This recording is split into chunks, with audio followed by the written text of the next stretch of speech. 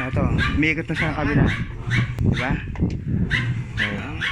So, which means, iikot na rin siya ng spin drive. Kaya nga, video ako po pag-pinili. So, okay na. Nagawa ko na siya. So, ang problem niya, controller board, kaya hindi siya umiikot ng spin drive.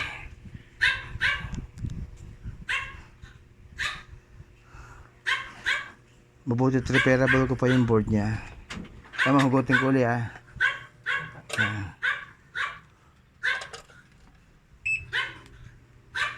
So, kanina hindi umiikot ng clockwise. I-reset ko lang. Off.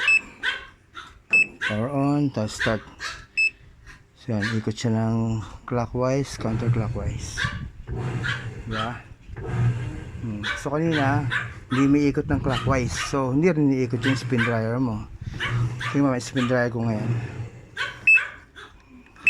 Spin dry. Mga by spin dry. Ito yung function niya. Hapong na.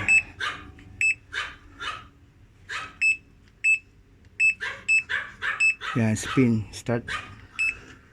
So, ikot na yun yan ang spin dryer. Yan, dito ito mga gamit ko.